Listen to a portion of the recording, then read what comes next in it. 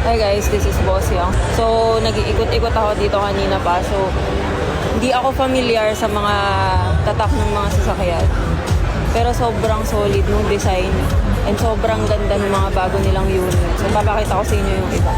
So, kung gusto nyo ng style Jimny na sasakyan, so meron dito 212 yung tatak niya. So, tingnan mo ka talaga siyang Jimny pero solid din yung itsura, sobrang ganda. Yung tatak niya, 212. Or on Chinese cars talaga dito, guys. Di talaga ako familiar sa mga tatak ng mga sasakyan dito, pero ang gaganda ng mga sasakyan. Ito yung white version. Ganda, gagi. Ito yung interior niya sa loob. Leather na siya, oh. Ganda. Social siya tingnan talaga, oh. So, ito yung loob niya. Oh, may bago. Ang ganda ng upuan. Solid. Most likely, parang puro Chinese brands yung nandito. Kasi wala akong nakikitang brand na hindi gawang China. Pero in fairness, yung mga bagong labas na Chinese brand, sobrang gaganda.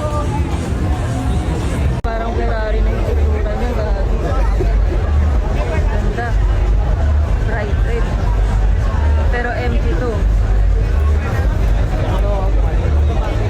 Diba dito din yung BYD, no? Mas sobrang dami ng tao niya kanina pa. Madami din kasi silang bagong unit na nilabas ngayon. Ganda na ito, oh. Parang pag nakasakay ka dito, sobrang yaman mo, ganun. Ganda. Pang family car talaga siya. Ano, G-Tour. Ganda.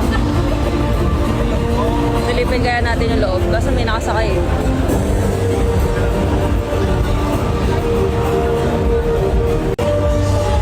Sunroof siya, oh. Tsaka meron na siyang built-in na Android na TV sa loob.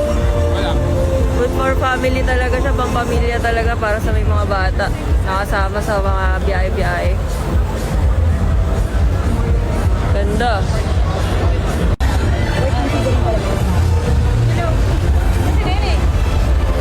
Daming tao.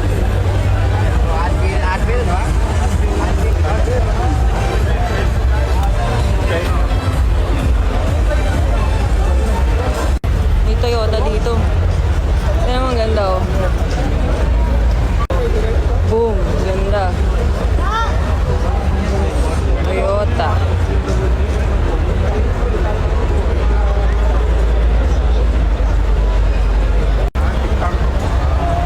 Ganda.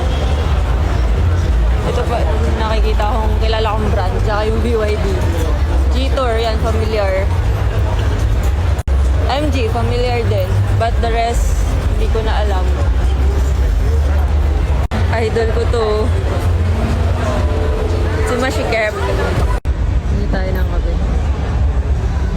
Hindi tayo ng kape sa Lemar.